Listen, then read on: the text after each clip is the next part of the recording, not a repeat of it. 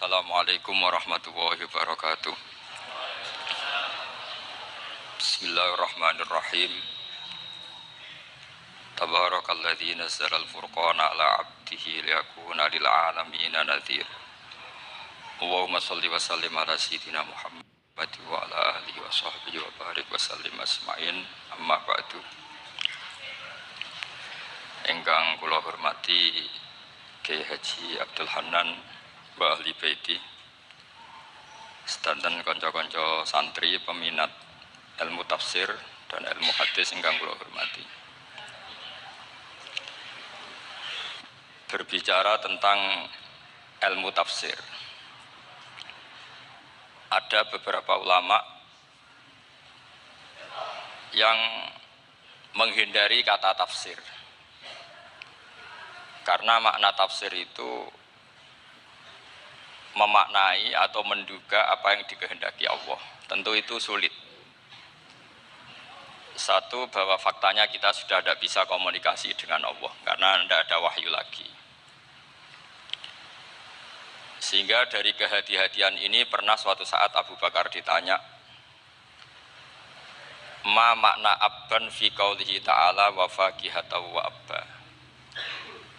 Beliau menjawab, saya tidak lagi pantas hidup di atas bumi, di bawah naungan langit, jika saya mengatakan naqulu fil Quran, jika saya harus berpendapat tentang Quran apa yang tidak saya ketahui.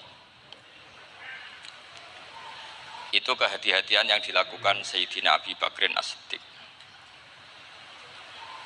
Tapi teori ini berbanding paradok, berbanding ekstrim, ketika bahwa Quran itu diturunkan itu sebagai hudan, sebagai petunjuk. Kedua, sebagai bayanan, sebagai penjelas. Dan ini yang saya yakini. Kalau sebagai penjelas, Quran itu harus jelas sekali dan bisa menjelaskan. Dan Quran mensifati dirinya wal kitabil mubin, demi kitab yang memberi penjelasan. Sehingga dari sudut ini, orang kafir pun mungkin memahami Quran. Dan menurut saya orang kafir pun bisa paham Quran. Kalau Ahok itu melintir Quran, tidak memahami Quran, Pak. Senak harganya itu melintir Quran tapi tidak memahami Quran. Tapi bahwa Quran itu bisa difahami orang kafir itu ya. Logikanya gampang begini, kata Imam Syafi'i dalam kitab Ar-Risalah.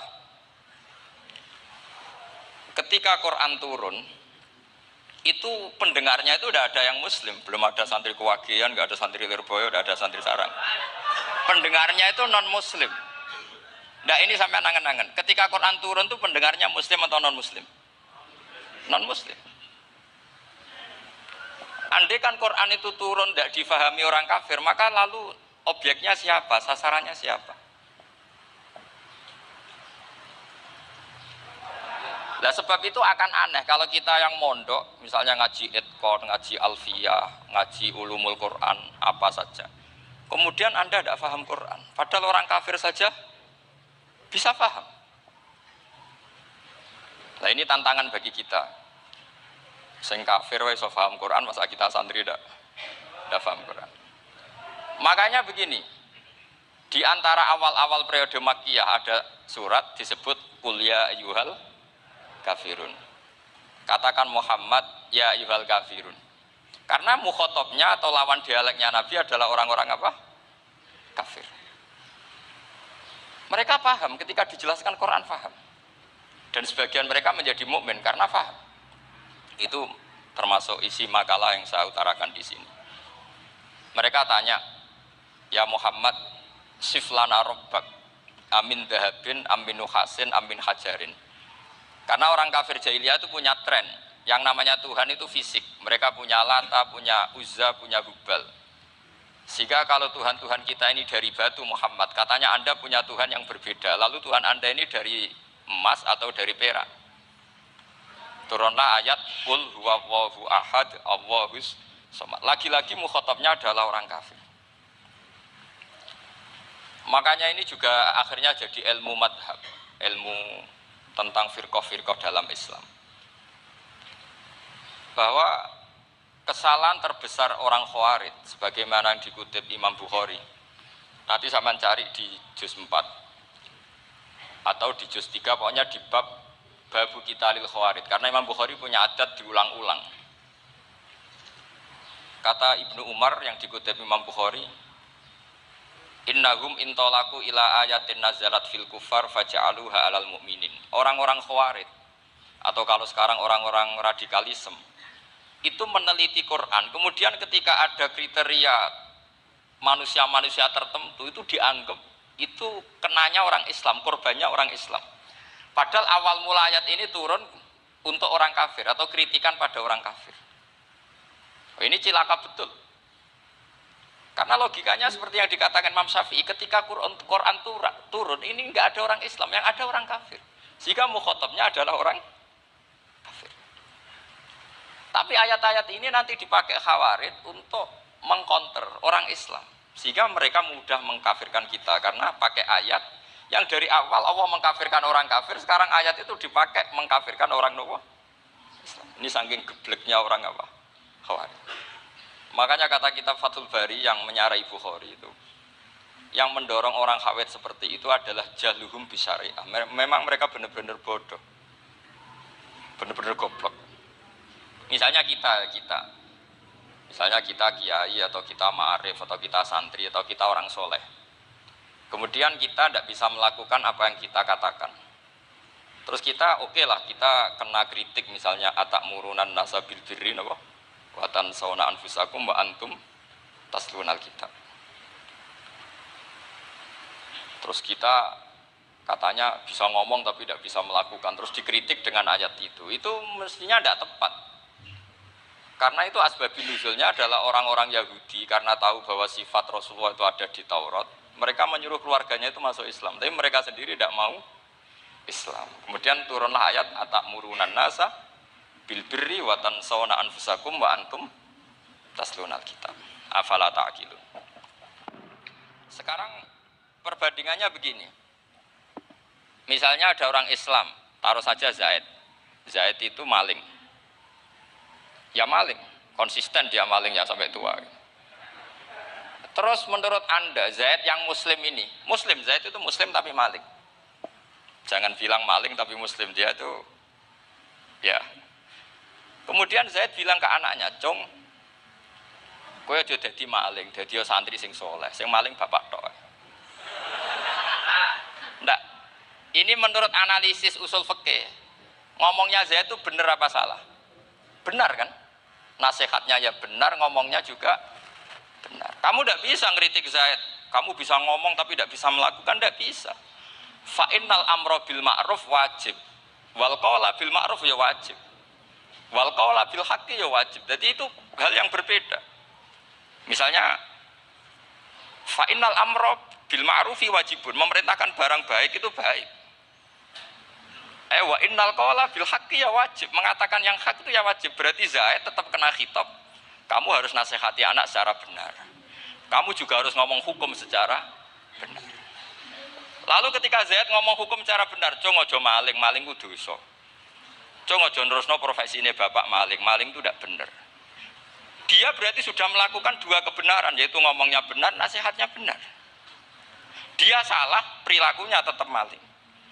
Tapi jangan karena dia maling lalu omongannya enggak salah juga, berarti salahnya malah tiga.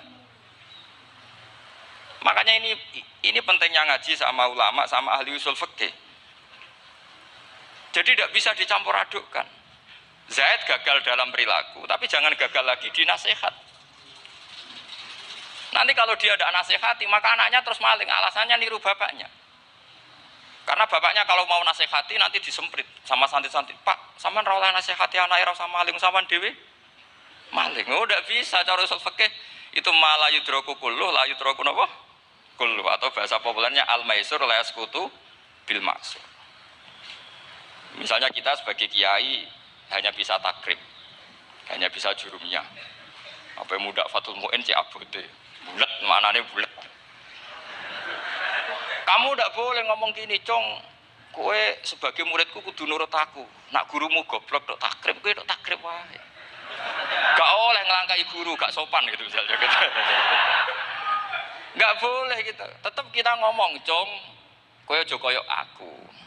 Kowe kudu alim Fathul Mu'in, alim Fathul Wahhab." Sama ndak bisa protes. Pak guru sendiri ndak bisa, ndak bisa. Kebenaran tetap sebagai kebenaran meskipun kita tidak kuat melakukan atau tidak bisa melakukan. Lagi-lagi ayat itu sebenarnya ada untuk kita, untuk orang Yahudi, atakmurunan nasa bil birri wa tansawna anfusakum wa antum taslunal kitab. Sebab itu istidlal dengan Quran itu memang resikonya tinggi kalau tidak bagi mutabakhir, karena ya itu tadi, ini harus ada pengetahuan yang luas tentang asbabun nuzul, tentang kriteria. Nah, kalau terpaksa, saya katakan terpaksa, kalau terpaksa kita iktibar itu boleh, tapi itu terpaksa. Bahwa Allah mengkritik orang yang bisa ngomong tapi tidak bisa melakukan. Tapi itu secara usul fikih itu runyam. Teori ini runyam sekali, fatal. Sama lihat tuh di kitab Bajuri atau di kitab-kitab fikih yang lain. Ketika Shahibil Burdah atau Shahibil Bur'ah itu yang Imam Busiri itu Muhammad bin Busiri. Niku salah nama tapi kadung populer. Jadi sebetulnya Imam Busiri itu Shahibil Bur'ah bukan Shahibil Burdah, tapi kadung terkenal Burdah, kita ikut-ikutan apa? Burdah. Imam Busiri itu ngeluh, saya ini orang yang banyak kesalahan. Di antara salah saya adalah saya bisa ngomong tapi tidak bisa melakukan. Yaitu saya ngomong misalnya orang supaya tahajud, saya tidak tahajud. Saya ngomong orang supaya sholat sunat, saya tidak pernah sholat sunat. Itu sarahnya itu yang menyarai itu kan Imam Bajuri itu, yang sarah Burdah. Itu mengkritik begini. Kalau Anda ngendikan itu fi ma'radi dzammin nafsi, yaitu dalam konteks Anda mengkritik diri sendiri oke. Tapi omongan Anda salah. Karena secara usul fikih fatal. Fatalnya begini. Misalnya saya nggak pernah tahajud, ya mungkin itu nyata, mungkin itu nyata. Apakah kemudian saya tidak boleh mengatakan at-tahajjudu sunnatun? Apa saya diwajibkan diam hanya karena saya tidak pernah tahajud, terus saya seorang kiai yang haram mengatakan at-tahajjud sunnatun? Saya harus tetap mengatakan kalau tahajud itu sunnah. Saya kalau punya santri terus saya bilang, "Cung, napas nganggur yuk, tahajud itu sunat." Karena mengatakan kebaikan pasti bagian dari kebaikan itu sendiri. Makanya kata Imam Bajuri, "Fakaifa yakunul amru bil ma'rufi madmuman." Bagaimana mungkin sesuatu yang jelas baik karena memerintahkan kebaikan madmuman menjadi sesuatu yang tercela hanya karena yang mengatakan tidak melakukan. Fa innal fi'la ya amrun wal hukmu ya amrun akhar. Itu beda. Jangan karena Anda tidak minum teh karena diabetes, terus Anda kalau ada tamu tidak disuguhi teh. Karena saya sendiri tidak minum teh. Wah ya repot kalau gitu. Nah itu lagi-lagi tadi orang Khawarij salah ketika mengartikan ayat yang harusnya objek kritiknya itu orang kafir, kemudian karena Quran lama sekali dibaca orang Islam sampai orang itu lupa kalau Quran awalnya turun diantaranya adalah membenahi akidahnya orang kafir, sehingga korbannya orang Islam. Itu mirip seperti cerita kita ya, santri-santri itu kalau punya musuh itu baca Hizib Nasor. Dulu pengarang Hizib Nasor itu musuhnya orang fasik, sehingga dihizib. Santri ora di musuh wong fasik, duwene kancane dhewe, akhirnya kancane yang kena hizib. Nah ini penting saya aturkan ya, sama seperti itu. Lama sekali Quran itu hanya dibaca orang Islam dan komunitasnya Muslim, sehingga seakan-akan semua kritikan Quran itu pada orang nopo Islam. Padahal jelas Quran ada kul ya ayyuhal kafir. Jelas mukhatabnya orang kafir. Sadaqata lakum dinukum waliyadin. Nah ini penting kalau aturakan. Makanya kalau melihat itu, Quran jelas bisa difahami orang kafir. Bahkan banyak orang kafir yang menjadi Muslim karena faham maknanya apa? Faham maknanya Quran. Itu jelas sekali. Itu masyhur sekali dialeknya Nabi dengan Walid bin Mughirah, dengan Utbah, dengan banyak sekali termasuk dengan Abu Jahal, dengan Abu Lahab. Bahkan orang-orang kafir Quraisy itu menyewa namanya Musailama Al-Kadzab. Kalau di sini umumnya baca Musailama apa Musailimah? trennya di sini. Pakai fathah ya. Oh, itu entah ya, nggak tahu saya yang masalah yang mana itu. Karena memang kalau dalam ilmu riwayat itu sekali salah baca itu kasus betul kayak Sa'id bin Musayyab atau Sa'id bin Musayyib itu ketika beliau sugeng itu kalau dipanggil Sa'id bin Musayyab itu marah besar. Karena maknanya Sa'id al-Musayyab itu yang ditawan. Makanya beliau bilang sayyabatni Irak wa anal Musayyib. Orang Irak mengatakan saya ini ditawan. Sebenarnya saya yang menawan mereka. Tapi al-Masyhur itu dibaca Sa'id bin Musayyab. Padahal dia tidak mau dipanggil Sa'id bin Musayyab. Sa'id bin Musayyib. Karena nama ini penting. Pentingnya begini. Ini kata Rasulullah kalau sedang guyon, kata Nabi, mbok kamu itu sekali-kali mikir, kenapa saya ini diberi nama Allah Muhammad. Ini hadis sahih di Bukhari ada di Kitabul Adab. Banyak lah teks ini. Kenapa ya Rasulullah? Allah itu senang bingung wong kafir kata Rasulullah.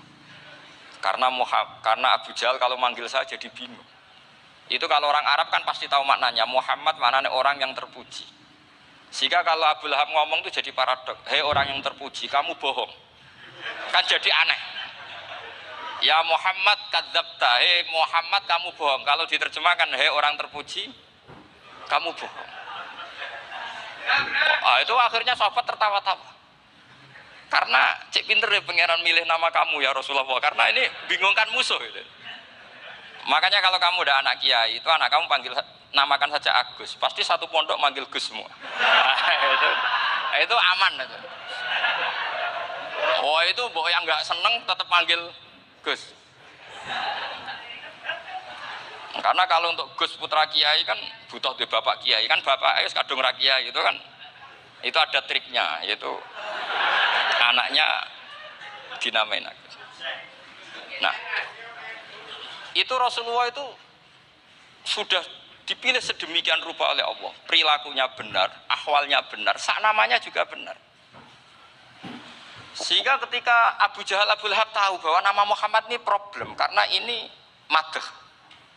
Madh itu memuji. Sehingga mereka kalau mencari Muhammad itu bilang ainal madmum, mana orang yang tercela. Terus orang-orang Quraisy tidak paham, kamu nyari siapa? Akhirnya mereka bilang, anak atlubu Muhammad dan saya cari Muhammad. Akhirnya bilang Muhammad lagi.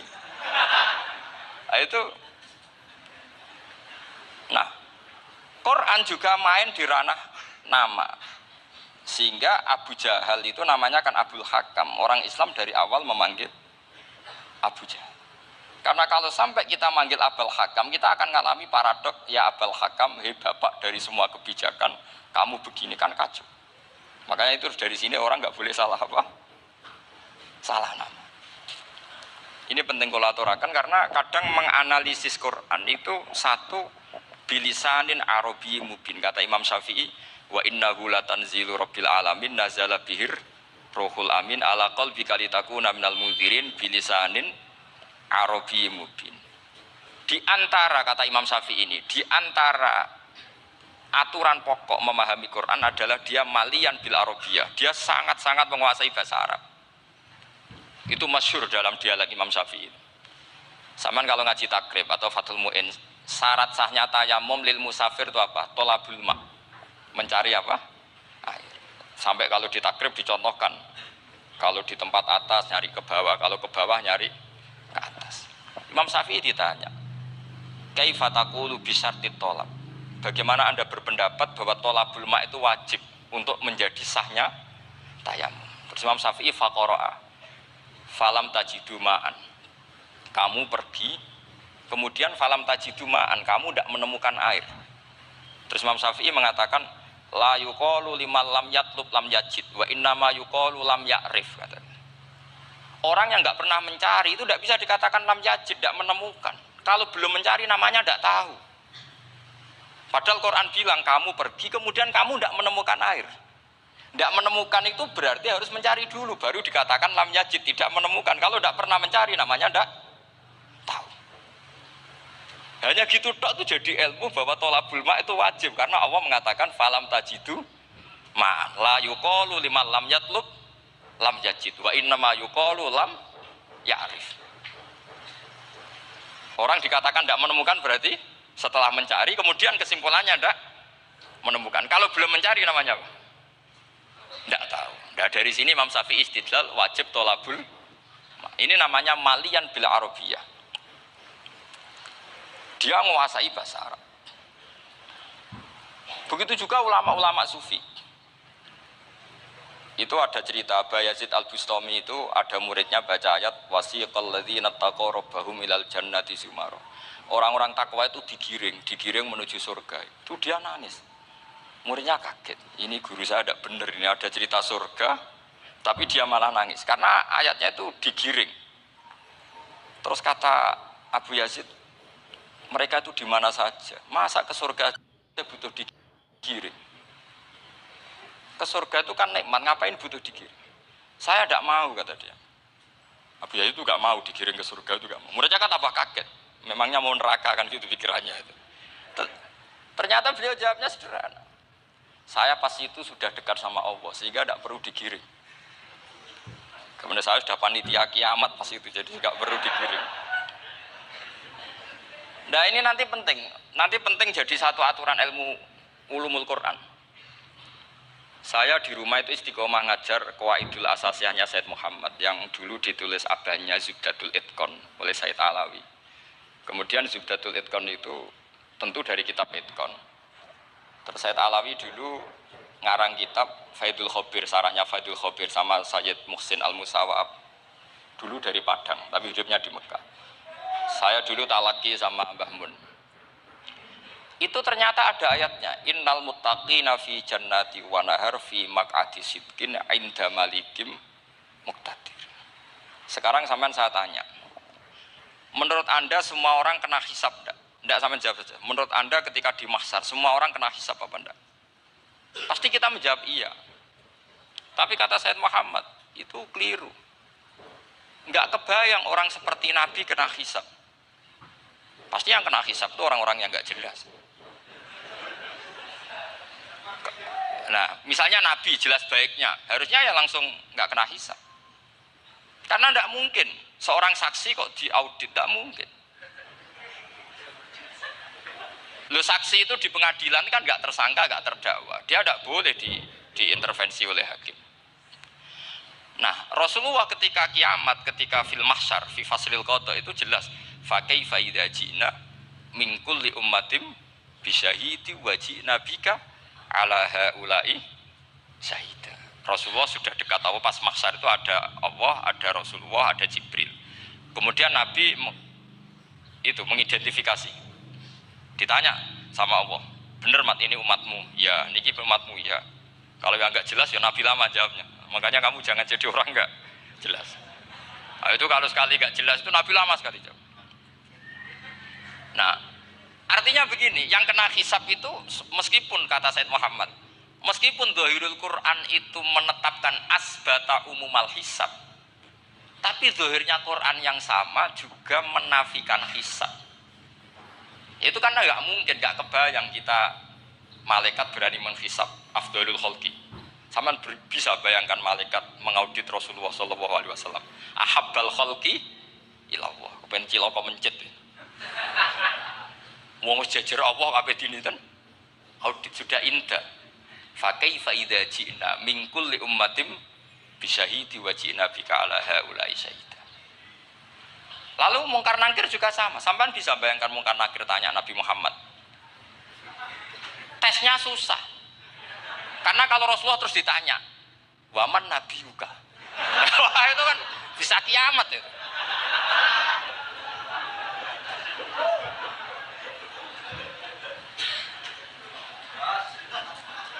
Paham ya? Makanya kata Said Muhammad, ini kan teman-teman tanya, biar carane alim tafsirnya saja, sarannya satu hafal Quran, dua hafal Sahih Muslim, tiga semua orang sudah mati, tinggal kamu yang alim. Nah, itu mesti aman itu. Nah kalau sampean tanya saya, apa buktinya Gus kalau orang tertentu tidak kena hisab? Ya buktinya tadi misalnya innal ladzina qalu rabbuna Allahu tsummas taqamu tatanazzalu alaihimul malaikatu alla takhafu wa la tahzanu wa absyiru Mungkar nakir adalah malaikat penakut, membawa ketakutan. Sementara para wali ini jelas malaikat kena konstitusi. Malaikat harus mengatakan ke para wali, Allah takhofu wala tahzanu. Padahal Nabi tentu Sayyidul Auli. Para wali saja malaikat kena aturan, kamu harus bilang Allah takhofu wala tahzanu wa abshiru. Hei para wali, kamu jangan susah, jangan gentar, kamu harus gembira. Kamu bisa bayangkan misalnya mungkar nakir bawa godok atau orang kalau dipukul agujul sak walang-walang. Kemudian kamu bayangkan si Abdul Qadir ngalami itu, Abdul Hasan Asadali ngalami itu, Abu Yazid Al-Bustami. Kalau itu ngalami gitu semua, ngapain kita jadikan mursyid? Kan sama nasibnya dengan kita. Nah, Zahirul Quran mengatakan asbatal hisab. Tapi Zahirul Quran di ayat yang lain lam yusbit al hisab. Makanya tadi umumul Quran juga ditaksis dengan muqayyid. Yang mutlak ditaksis dengan yang muqayyad. Yang mujmal ya sama seperti itu, aturannya seperti itu, ditafsil sama yang mufassal. Sama orang kafir yang jelas, sampean bisa bayangkan malaikat ngaudit Fir'aun. Cek kurang penggawean nih. Jelas eleke kok di audit. Misalnya Abu Lahab di audit, oh malaikatnya celaka mencet. Berarti dia gak percaya sama pernyataan Tuhan tabat yada Abi Lahab. Malaikat kok ngaudit Abu Lahab. Mungkin Gusti kula cek. Nak menawi wonten Nabi. Ora tau ngaji Quran tapi wong ayate tabat yada kok cek di cek.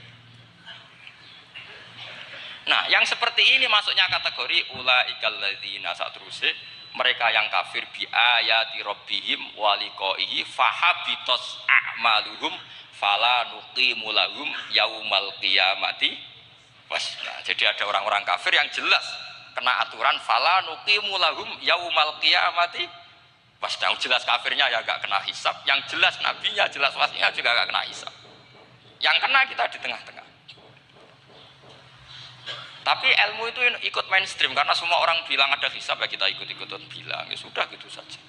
Tapi kalau aslinya ya rapati percaya. Umumnya uang karena mati ditalkin ya kita melo-meloan nalkin. Tapi kalau kadang ya gak kebayang. Piye nak wali-wali ditalkin. Makanya ada di dunia wali itu ada cerita Rabi'ah Adawiyah, itu termasuk keramat beliau itu. Kali Imam Sibawi kan dalam cerita wali kan ditanya marbuka, ngapunten niku man mausul napa istifham. Wah itu malaikatnya ndak pernah khataman alfiyah kan, repot. Kalau Rabi'ah Adawiyah lebih parah lagi, itu beliau tuh nangis sekeras-kerasnya, nangis terisak-isak, dia tersiksa. Ya Allah, engkau itu zat yang paling saya kenali dan harusnya semua makhluk itu kenal engkau. Tapi ini hamba engkau tanya, engkau itu siapa? Itu kan ini orang aneh kata gitu. Karena Allah itu adharud dzahir, kata sampai Imam Sibawi silakan a'raful ma'arif. Jadi wong ora ora wis geblek tenan dari Imam Sibawi. Imam Sibawi kan atas nama dia pakar nahwu pertama mengatakan domir paling makrifat di antara 6 isim makrifat, paling makrifat itu domir. Tapi meskipun gitu a'raful ma'arif Allah. Yang paling makrifat dari sekian isim makrifat itu Allah. Artinya satu nama yang orang harus kenal semua. Makanya di antara keramat beliau ketika ditanya, wong kok ora tau ngaji fikih men ngaji nahwu wae. Gak tahu dia ngaji carane sesuci, carane iddah to gak tahu ngaji nahwu. Terus dia tanya, "Bima fa'ala rabbuka?" Lalu Allah memperlakukan kamu gimana? Terus kata Imam Sibawi, "Ghafaroli, Allah mengampuni saya karena saya orang yang mengatakan Allahu a'raful ma'arif." Ini penting kalau aturakan. Jadi makanya kalau hamba tanya caranya ilmu alim gimana, ya satu tadi, kalau sampean masih banyak orang hidup, syaratnya kamu harus hafal Quran, hafal hadis, hafal sekian ribu hadis, hafal sekian ulumul Quran. Itu kalau masih banyak orang hidup. Kalau sudah kamu sendiri hidup, ya sudah, pokoknya isokulhu ya salim sendiri kan, nggak ada saingannya itu.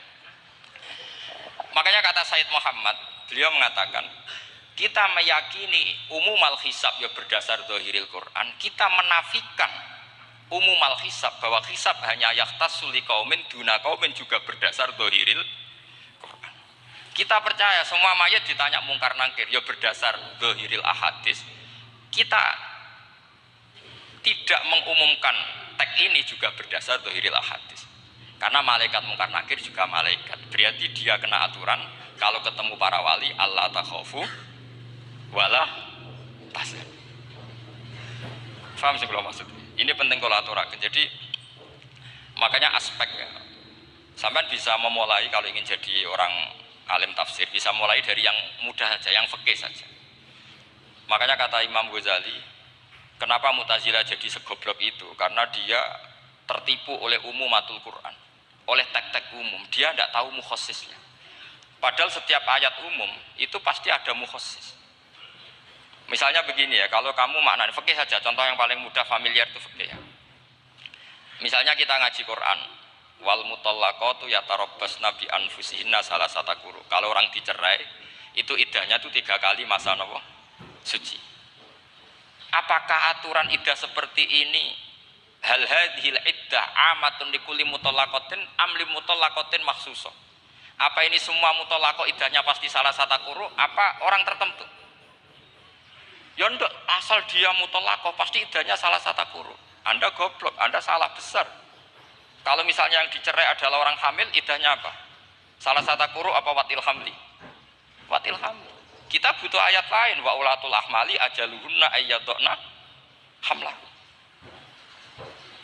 Sama seperti kita ngaji, walladzina tawaffawna minkum wa yadharuna azwajan yatarabbasna bi anfusina arba'ata asyhurin wa asyra. Asal wanita ditinggal mati suaminya, maka iddahnya 4 bulan 10. Apa semuanya demikian? Enggak. Misalnya orang hamil iddahnya biwatil hamil.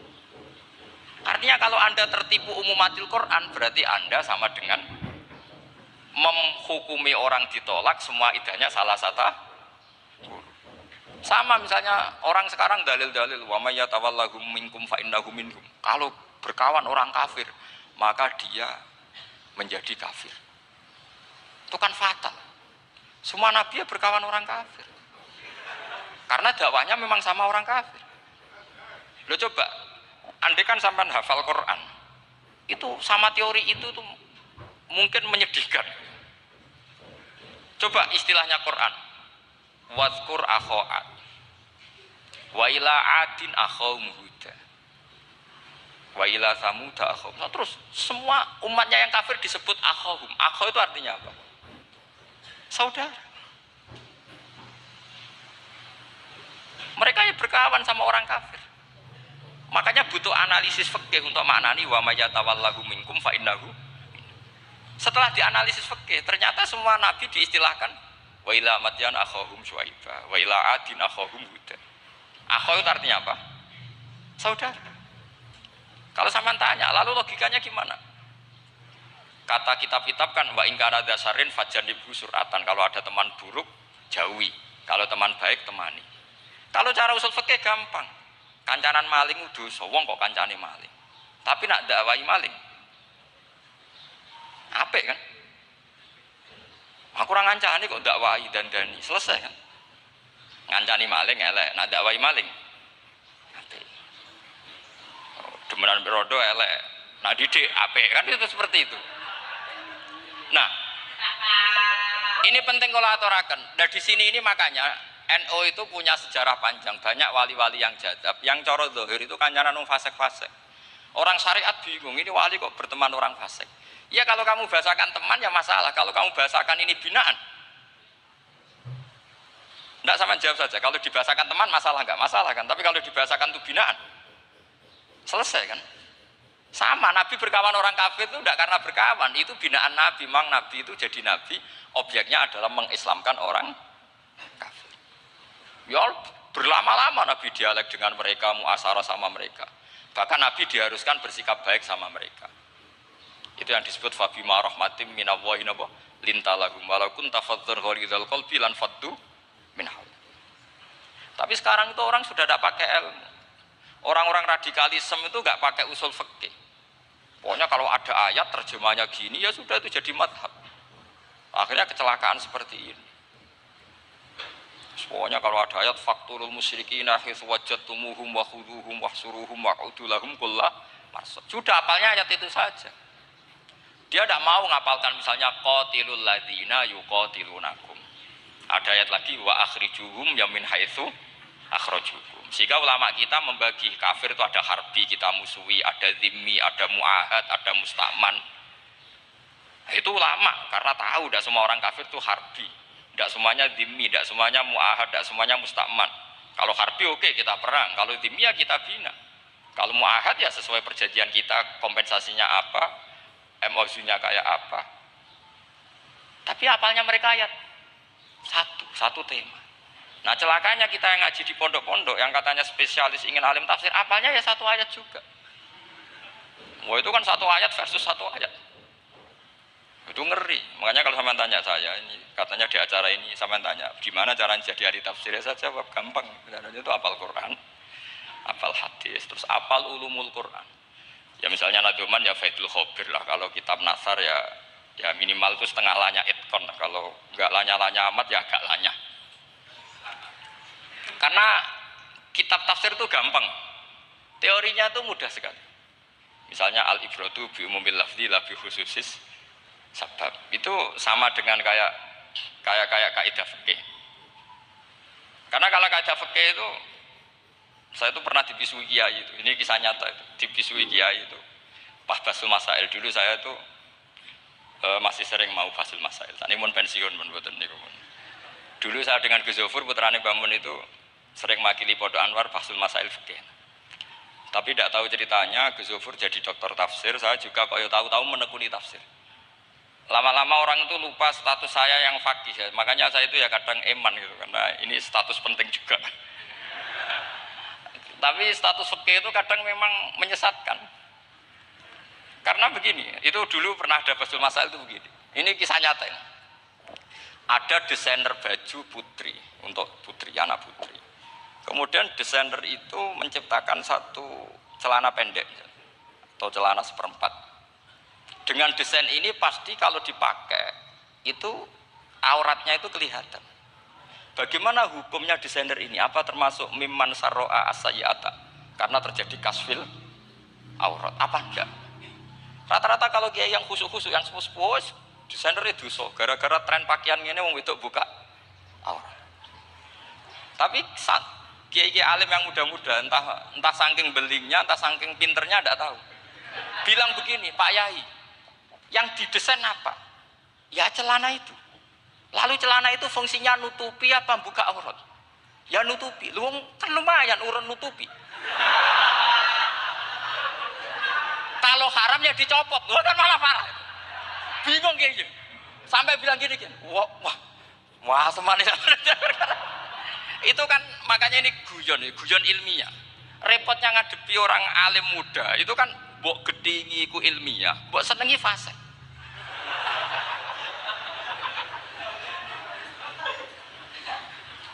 Ketika kiai yang khusyuk tadi tak tanya, kalau desainer katok seprapat,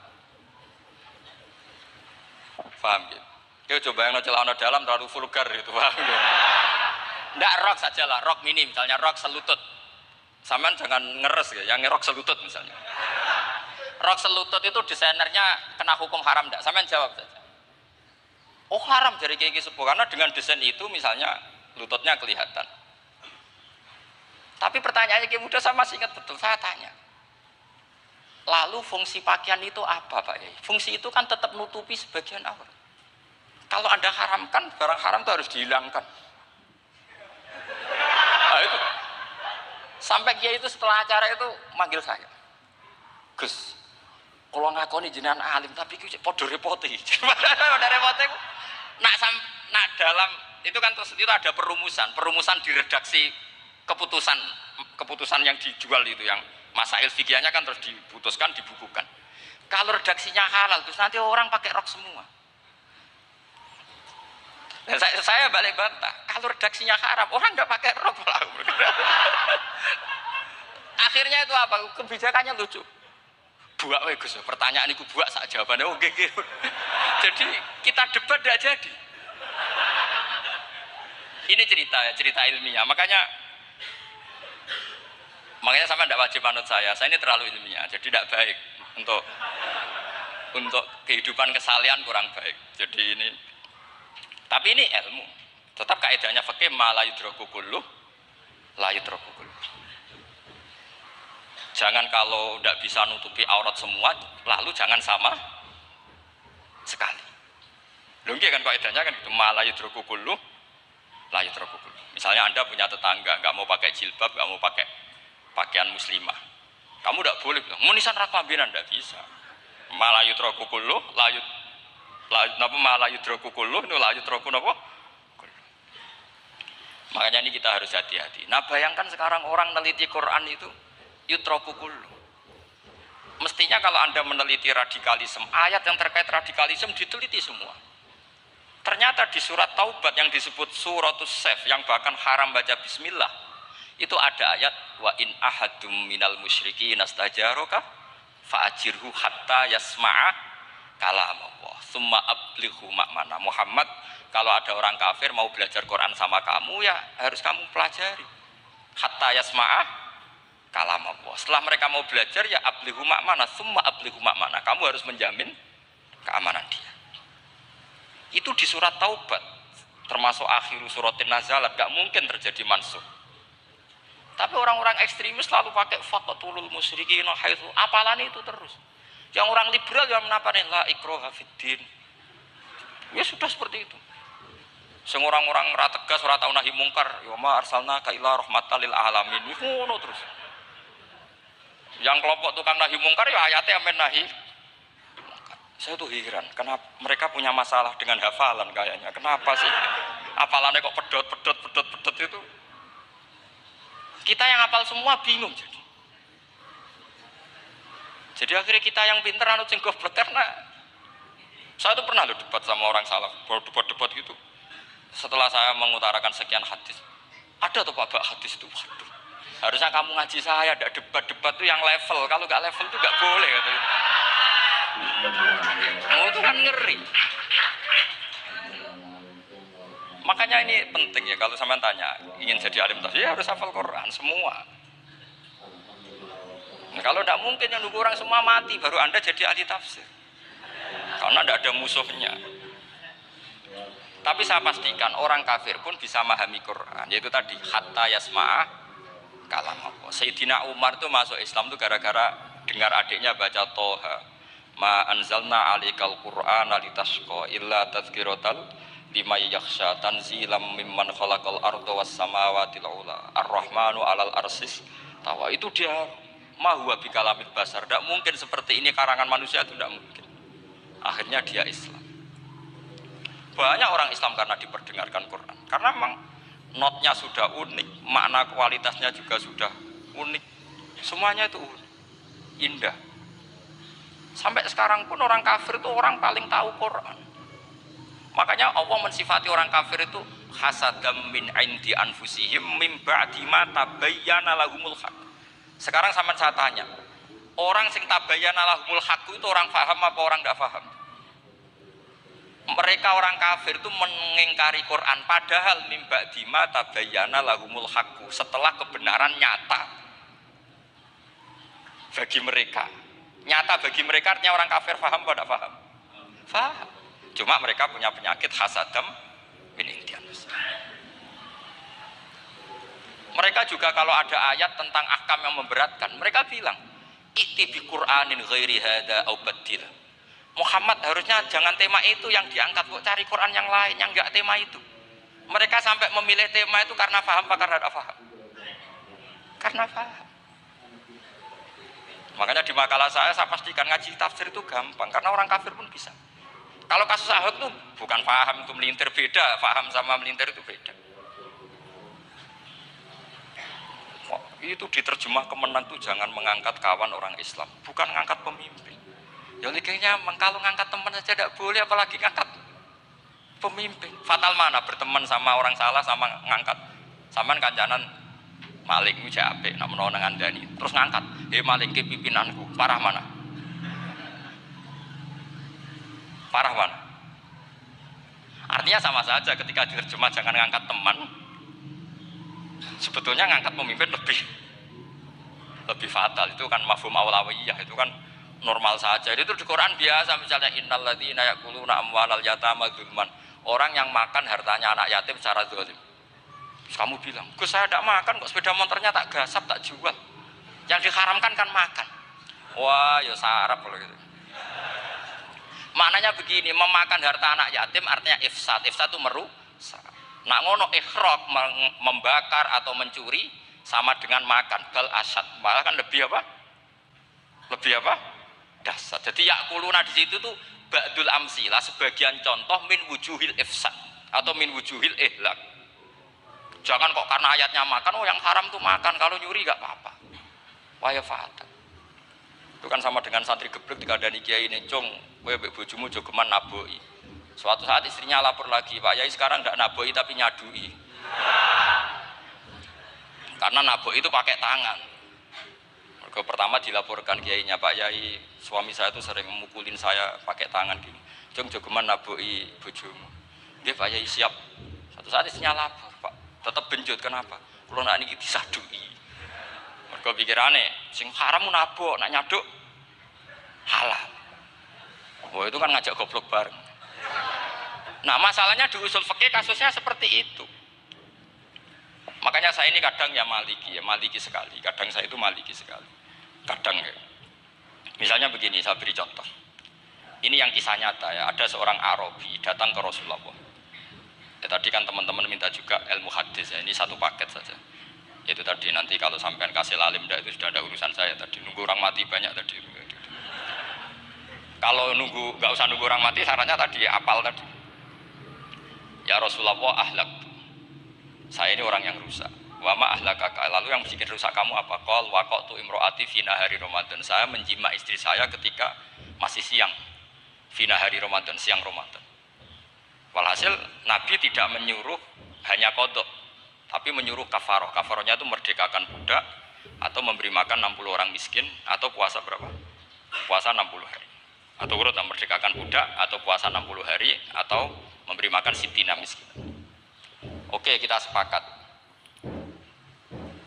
Sepakat ya, hadis itu sahih dan diulang-ulang oleh ashabus sunan. Oke, riwayatnya enggak masalah. Sekarang kita analisis maknanya. Sekarang sampean saya tanya. Kalau Anda misalnya sekarang jam berapa ini? Misalnya sekarang jam 9 kurang seperempat Ramadan. Terus Anda rokok atau Anda ngopi, kepengen ngopi terus ngopi tanpa udzurun syar'iyyin. Anda hanya wajib qadha apa bayar kafarah? Enggak, sampean jawab. Rata-rata kiai kita, oh mau wajib qadha Gus karena gak jima. Sing seru kafarah iku nak jima. Kan ngombe kopi mbek jima beda. Pertanyaannya tuh lucu, ini naif secara fikih masalah. Masalahnya begini. Jima bojo itu tidak zina. Jima bojo itu zina apa enggak? Enggak. Berarti dengan makan bedanya apa? Sama kan? Sama-sama amrun mubah. Sesuatu yang boleh. Kenapa hukumannya berat? Makanya kata Imam Malik, enggak itu nilainya. Nilainya adalah hadku hurmati Ramadan bi ghairi udzrin syar'iyyin. Makanya kata Imam Malik, siapapun yang makan fina hari Ramadan, iftar apapun fina hari Ramadan bi ghairi udzrin syar'iyyin, maka hukumnya sama dengan jima fina hari Ramadan. Karena sama-sama ihlak ifsad hurmata Ramadan bi ghairi udzrin syar'iyyin. Loh, ini ilmiah. Kamu udah harus cocok, tapi otak kamu harus percaya. Loh iya kan beda kan? Saya secara nafsu tidak cocok cek berarti. Tapi ilmiah saya setuju. Kalau kiai kandhani itu kan pasti pakai badul amsilah, kan nggak mungkin semua contoh disebut. Cong penak mlaku-mlaku jogeman delok wedok iku mari setan.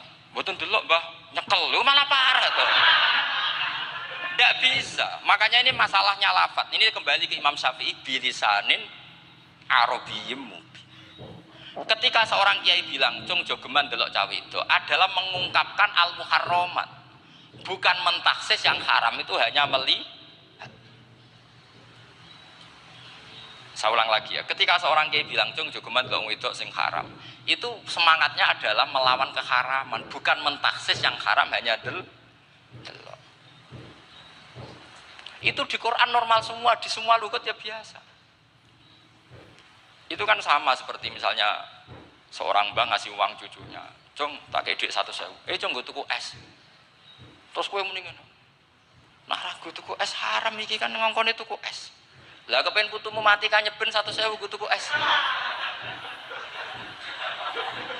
Ya mulai dulu istilahnya nak bange ke ibu tuh jong 100.000 iku tuku es.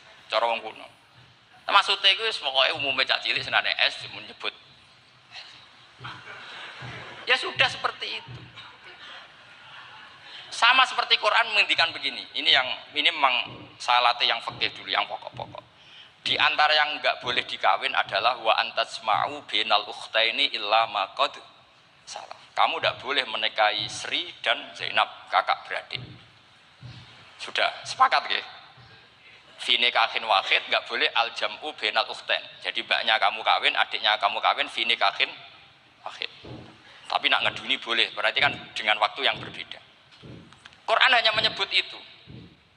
Kemudian Rasulullah zaman Sugeng itu hanya nambahi wala binal mar'ati wa ammatiha wala binal mar'ati wa kholatiha, juga agak boleh menikahi ponaan plus buliknya, baik bulik dari bapak yaitu ammah maupun bulik dari ibu disebut apa? Kholah. Kemudian ulama fikih merasa ada yang kurang, ditambahi lagi. Dua perempuan yang andekan yang satu itu lelaki kok haram nikah, berarti haram jam'u fi nikahin wahid. Misalnya cucu rabibahnya boleh enggak? Enggak boleh kan? Berarti kalau sampai mengumpulkan cucu dan mbahnya fi nikahin wahid juga enggak boleh. Tapi orang yang waras itu tidak akan nyalahkan Quran ketika tidak lengkap. Wa antasma'u bainal ukhtaini ila ma qad salaf, ini tidak lengkap. Yang haram kan tidak hanya jam'u bainal ukhtain, termasuk mengumpulkan cucu dan mbahnya. Karena Quran enggak mau dengan logika tidak waras itu, tidak mau. Taruh saja orang itu rata-rata mbahnya kan umur 70 tahun. Cucunya umur 17 tahun. Kebayang nggak kamu nikahi? Sehingga adik kan boleh bareng, pasti kamu milih bareng. Makanya Quran hanya bakas wa antasma'u final ukhtain, karena yang mungkin masih menggugah selera itu dua. Tapi kalau cucu sama mbahnya itu, kalau ada yang masih selera kan, ya sarap itu.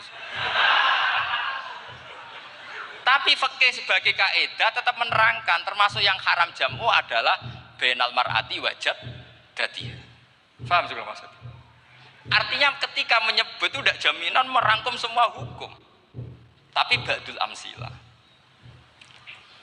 Fa'innal akila yaktafiya bi isyaratil ba'di. Karena orang kalau punya akal diisyarahi sebagian sudah paham. Ini penting kalau aturakan. Jadi ini penting. Nah bayangkan sekarang banyak gerakan-gerakan ahli Quran katanya, tapi nggak memahami ilmu usul fikih. Quran ora ono ya wis. Nang Quran ora ono cerita harame asu, nak ngono asu ya halal. Ora ono Qurane. Sing ora ono iku tekem ora Quran, iku aneh-aneh.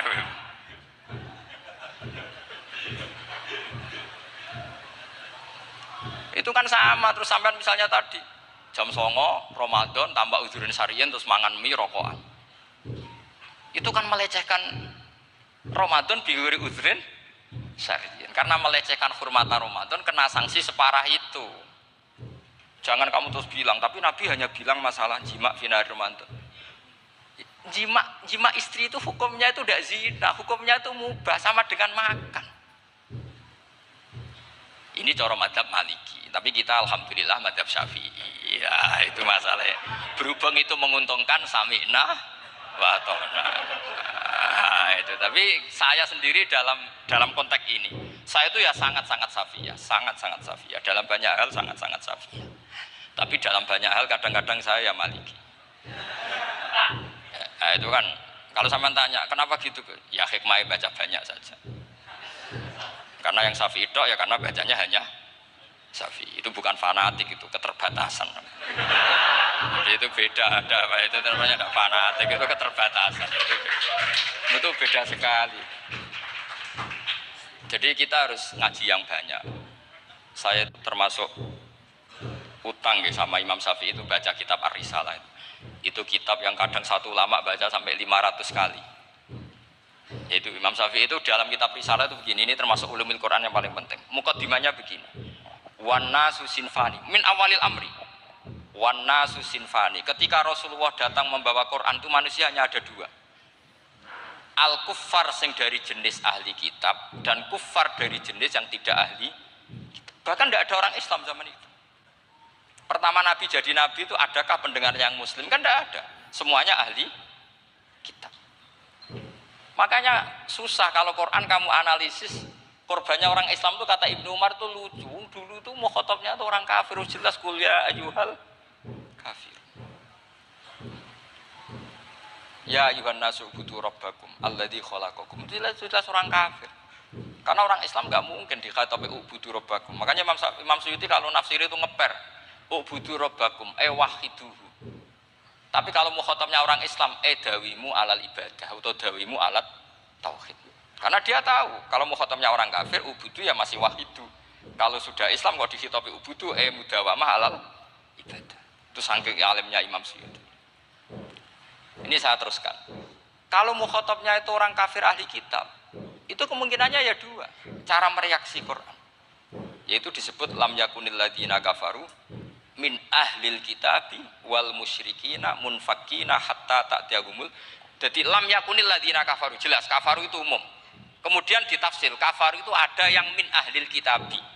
Berarti kafaru yang jenis Yahudi Nasrani. Ada kafaru yang min ahlil kitabi wal musyrikin. Kafaru yang jenis musyrikin, yaitu kafir Mekah. Karena cara kaidah nahwu al-atfu yaqtadi taghayyur. Kalau ada ataf pasti konteksnya beda. Ja'a Zaidun wa Amrun, berarti Zaid ada Amar, Amar ya tidak bakar. Karena Ja'a Zaidun wa Amrun wa Bakrun. Pasti orang ini berbeda. Tidak boleh orang yang sama kamu pakai ataf. Ini sudah clear ya ini ya. Kemudian cara pandang mereka ya beda. Ketika Rasulullah mengajak tauhid, itu ahli kitab tidak masalah. Memang harusnya Tuhan itu satu. Tidak masalah bagi ahli kitab. Problem bagi ahli kitab adalah Muhammad itu nabi. Itu kita nggak suka. Kalau Tuhan satu oke, tapi kalau Muhammad nabi tidak oke. Kita bisa jadi nabi. Kata mereka, karena mereka merasa nasabnya sampai Ibrahim. Sementara zaman itu mereka sanksi Muhammad itu nasabnya konti. Gak jelas. Ini penting kalau aturakan. Sehingga dalam konteks ini Allah menjawab ahli kitab dulu. Ini itu disebut Muhammad itu nasabnya jelas. Ini itu fihi ayatum bayinatum maqamu Ibrahim. Ini saya dengarin. Ibrahim itu jelas pernah ke Mekah. Bukti Ibrahim pernah ke Mekah adalah jejak kaki Ibrahim di makam apa? Makam mereka artinya buatan kuburan, buatan jejak kaki Ibrahim ketika bangun Ka'bah. Fihi ayatum bayinatum maqamu Ibrahim. Pun. Kalau Ibrahim pernah di Mekah artinya beliau pernah nikah di Mekah. Paling tidak punya dzurriyyah di Mekah. Jadi Ismail dibawa ke Mekah. Jelas ayatnya wa id yarfa'u Ibrahimul qawaida minal baiti wa Ismail. Ini dengarin ya. Sebab itu saking alimnya berjanji itu beliau tahu betul masalah utama Rasulullah Muhammad adalah disangsikan nasabnya. Sebab itu kitab berjanji pertama cerita setelah dia alhamdulillah macam-macam awal ma'anab tadi saat terus dia bilang wa ba'du fa'akul huwa Muhammad bin Abdillah bin Abdil Muttalib. Saat terus ya wabatu wa Muhammad bin Abdullah bin Abdul Muttalib wasmu Syaibatul Hamdi Humitat Khisaluhus saniyah saat terus Ibnu Qusayn saat terus Sumiyya bi Qusayn litaqasi fi biladi Qudu'atal Qasiyah. Karena dia tahu yang masalah bagi Rasulullah itu adalah masalah nasab bagi mereka loh, bagi mereka yang kafir. Terus beliau ngendikan ditutup wa adnanu bila raibin inda dawil ulumin nasabiyah ila dhabihi Ismail nisbatuhu. Wah, jelas saya adnan itu pasti puter cucu-cucunya Nabi Ismail. Karena orang Yahudi yang disoal Muhammad itu, kamu itu siapa? Kok tahu-tahu Nabi? Kamu orang Arab. Orang Arab itu tidak pernah ada Nabi. Yang Nabi itu normalnya orang Israel. Yaitu turunan Yahudi. Karena Yahuda bin Yakub bin Ishak bin Ibrahim. Akhirnya Allah membuktikan fihi ayatum bayinatum maqami. Bukti kalau Ibrahim pernah di Mekah adalah jejak kakinya di Mekah, yaitu dekat Ka'bah. Ini jawaban Allah yang tentang ahli kitab karena sudah jelimet. Ada ilmu ansab, ada ilmu nasab, ada polemik kitab samawi. Kalau kafir Mekah ini goblok-goblok. Ketika Rasulullah pakai teori tauhid, orang kafir Mekah itu sangat gobloknya bilang gini, Muhammad, kita ini urusannya banyak, utang kita banyak, kasus saya banyak. Kok Tuhannya satu itu tidak cukup? Yaitu mereka mengatakan aja'alal alihata ilahau wahida inna hadza la syai'un ujab. Bagaimana Tuhan hanya satu? Urusan kita banyak, masalah kita banyak. Tuhan nggak boleh satu, harus banyak. Sejumlah urusan kita. Ada Tuhan BPKB, Tuhan macam-macam lah. Ada Tuhan kredit, Tuhan kas macam-macam lah. sesuai sebanyak urusan kita. Mereka tanya, aja alal alihata ilahau wahida. Masa Tuhan satu? Inna hadza la syai'un ujab. Ini aneh. Tapi Rasulullah dengan sabarnya. Kalau yang seperti ini Allah menjelaskannya beda dengan yang pertama. Karena tadi orang kafir itu bisa min ahlil kitab, bisa wal musyrikin. Lam yakunil ladzina kafaru min ahlil kitab. Ada yang wal musyrikin. Semuanya ini tidak pernah munfakina hatta ta'tiyahumul bayyinah. Mereka tidak pernah tercerabut dari pikiran mereka, dari mainstream mereka sampai ada bayyinah. Bayyinah itu kejelasan kebenaran atau benar yang begitu jelas. Itu siapa? Rasulun minallah yatslu suhufam mutahhar. Akhirnya Nabi sabar. Saking sabarnya Nabi itu ngomong gini, ya di khalayak umum, mukhatamnya ya kafir semua. Hei saudara-saudara kami suku Quraisy, kita ini sebangsa. Nabi tanya, Muhammad, ajaran kami itu benar karena kamu itu orang yang kita percaya. Tapi kali ini Anda aneh karena ngajak satu Tuhan. Itu tidak mungkin. Urusan kita banyak, satu Tuhan enggak mungkin. Tuhan harus banyak. Kita punya 3 aja kurang banyak kan, banyak punya Lata, Uzza, Hubal. Rasulullah dengan sabarnya ngendikan gini, hei kaumku, kalau kamu jadi pembantu, jadi buruh, senang mana punya majikan banyak sama majikan satu. Kalau majikannya banyak, itu perintahnya beda-beda. Seleranya, semua harus kamu lakoni, semua harus kamu taklui karena kamu harus nurut.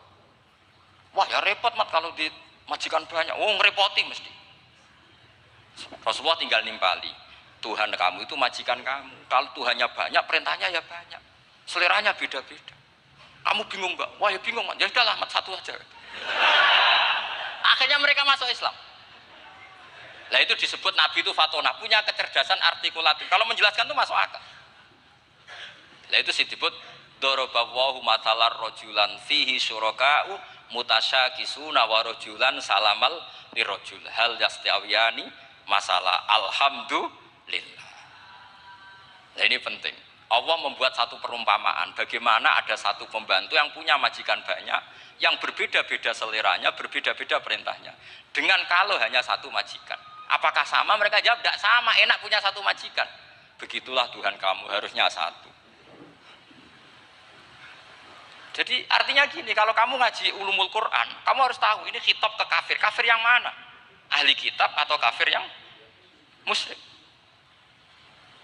Nah, sekarang tidak tahu lagi, pokoknya kafir.